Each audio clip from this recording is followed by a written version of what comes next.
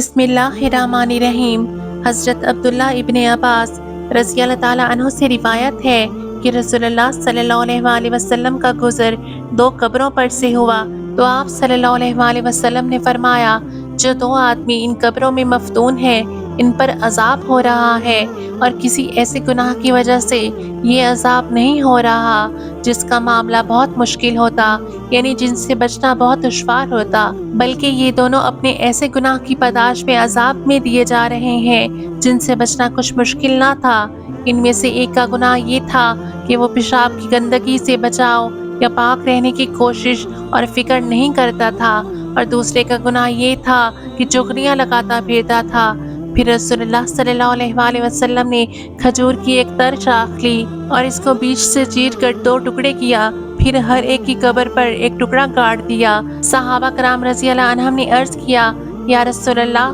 یہ آپ نے کس مقصد سے کیا؟ آپ صلی اللہ علیہ وآلہ وسلم نے فرمایا، امید ہے کہ جس وقت تک شاخ کے ٹکڑے بالکل خشک نہ ہو جائیں ان دونوں کے عذاب میں تخفیف کر دی جائے۔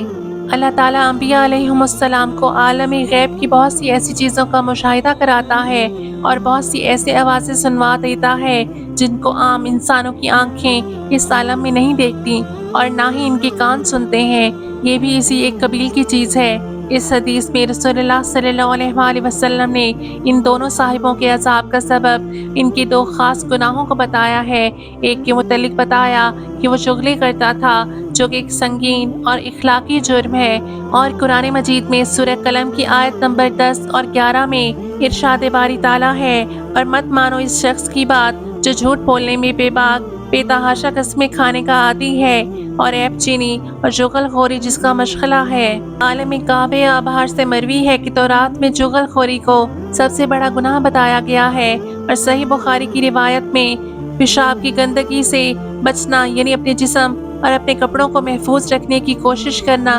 اللہ تعالیٰ کے اہم احکامات میں سے ہے، اور اس میں کوتاہی اور بے احتیاطی ایسی معصیت ہے کہ جس کی سزا آدمی کو قبر میں بھگتنی پڑے گی۔